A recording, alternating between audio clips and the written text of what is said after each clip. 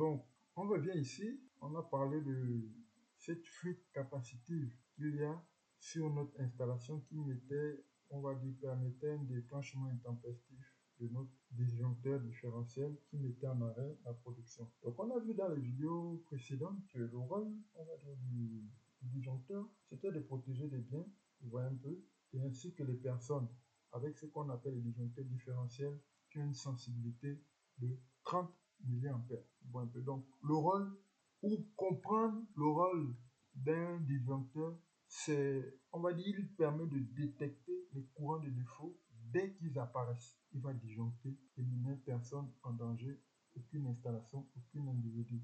Donc, avant que la personne ne touche, par exemple, on va dire le champ solaire ou le panneau solaire, le défaut a été déjà détecté si nos panneaux sont mis à la terre et il va disjoncter automatiquement. Donc, ça c'est le contact direct.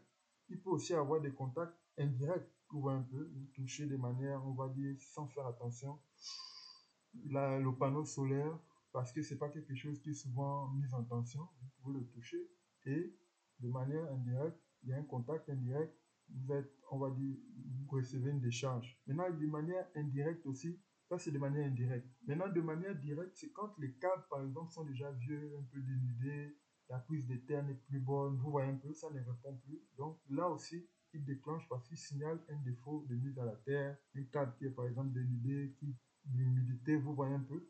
Donc, c'est ce qu'il faut savoir. Maintenant, le problème qu'on rencontre quand on est dans un bureau d'études, c'est ce problème-là. Cette installation-là finit par poser des problèmes, bien qu'elle ait eu la conformité. Donc, c'est ce qu'on va essayer d'expliquer ici. Donc, on va voir de manière, on va dire, bref, des facteurs qui permettent, on va dire, de comprendre ce problème.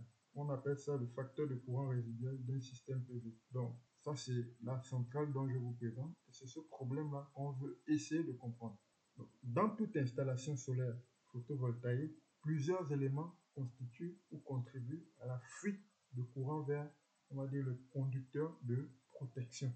Ces éléments se décomposent, on va dire, en principaux types ou en deux principaux types. Ce qu'on appelle premièrement les courants de décharge capacitifs et deuxièmement ce qu'on appelle les courants résiduels. Bon, les courants résiduels, beaucoup connaissent un peu ce dont on parle.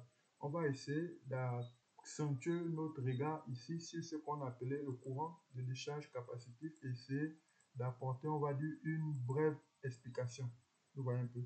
Le courant de décharge est généré principalement par la capacité parasite du champ solaire PV vers les conducteurs de protection à la Terre.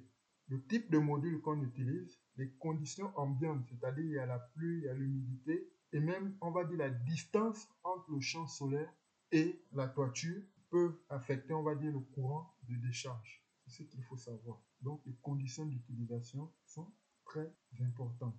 D'autres facteurs peuvent, on va dire, contribuer à la capacité parasite. Ils peuvent être internes, on va dire, au niveau de l'onduleur, qui vont, on va dire, transmettre à des conducteurs de protection et bien d'autres éléments ce type de courant résiduel. Vous voyez un peu. Donc, en français facile, tout ce charabia-là, je suis en train de simplement dire qu'en fonction de comment on a installé notre centrale solaire, panneau solaire trop proche de la toiture, un pan de la toiture, les panneaux solaires jouent le rôle d'une surface et la toiture joue aussi le rôle d'une surface et les deux jouent le rôle, on va dire, d'un condensateur. Donc, tous ceux qui connaissent un condensateur, on sait qu'il y a un diélectrique et deux armatures séparées par un diélectrique, mais le courant circule. Et c'est ce courant-là qui va perturber à chaque fois notre installation. Donc, pendant un fonctionnement normal de notre centrale, la partie DC, vous voyez un peu, ici c'est la partie continue DC du champ solaire PV, qui est reliée au réseau électrique par Enedis, vous voyez un peu, ou le producteur ou le distributeur d'énergie dans votre région. Cette partie DC va être perturbée par, on va dire, des variations de tension qui peuvent provenir du réseau. Notre centrale solaire étant à un certain potentiel, la terre ou le sol étant aussi à un certain potentiel, donc des variations de tension ici peuvent affecter ici. Donc l'onduleur là en sait quelque chose parce que c'est lui qui va laisser passer ce courant qui peut quitter la partie AC et venir vers la partie DC. C'est-à-dire ce que je vous dis là, c'est des trucs Si vous ne faites pas l'expérimentation, vous ne pouvez même pas comprendre ce qu'on dit. Mais ce sont des problèmes qu'on rencontre en bureau d'études lors des interventions. Donc, c'est ce qu'on essaie d'expliquer là. Mais il peut y avoir ces courants-là qui peuvent provenir du réseau et venir perturber toute notre installation. Vous voyez un peu donc. Toute cette partie AC peut influencer à travers, on va dire, l'onduleur, la partie DC.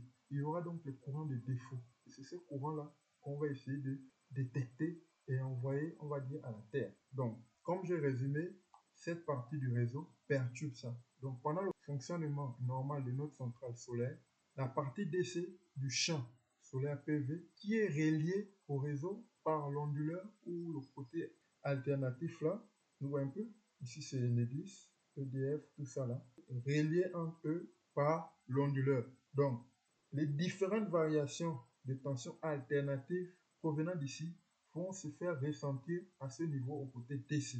Donc, c'est cette fluctuation ou cette variation de tension qui va modifier constamment l'état de charge de notre condensateur parasite qui a été créé par le panneau solaire et sa toiture qui la supporte. Donc, elle joue le rôle d'un condensateur fictif qui n'est pas réel.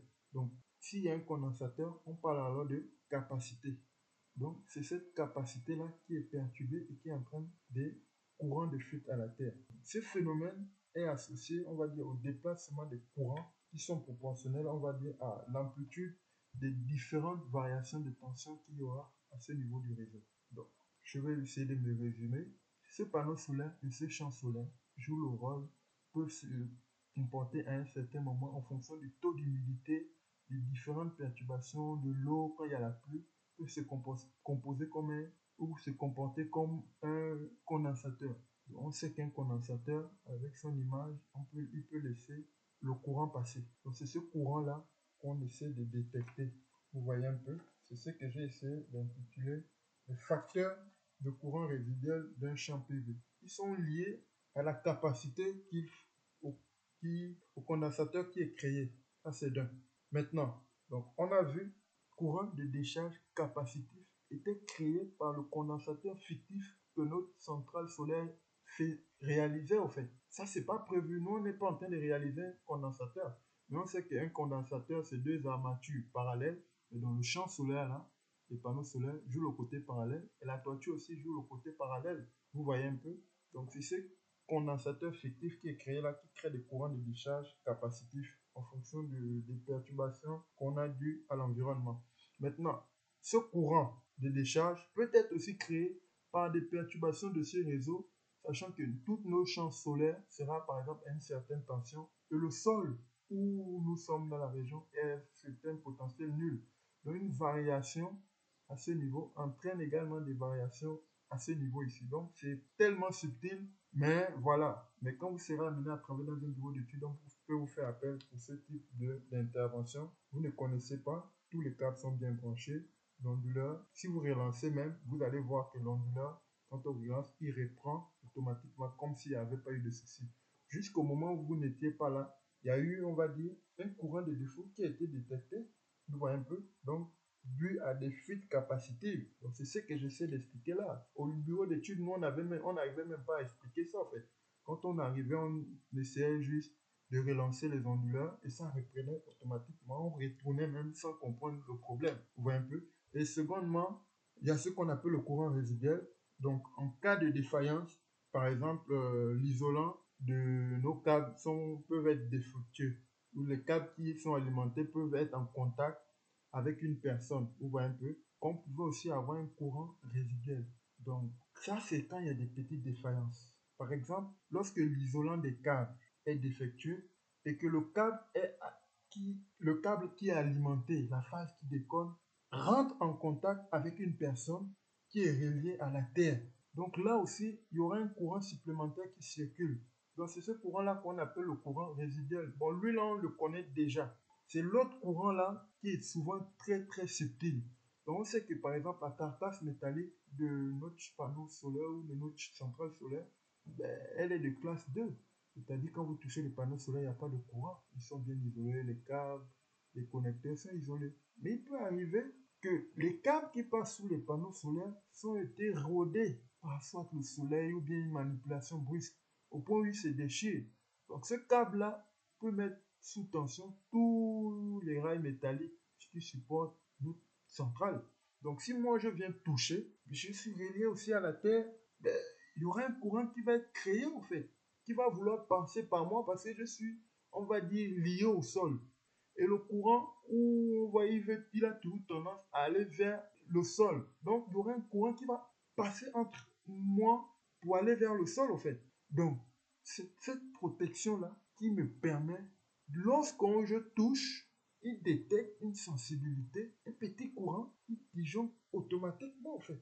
Donc, c'est ça le rôle des disjoncteurs dans nos panneaux solaires ou nos champs solaires, là. C'est ça un peu.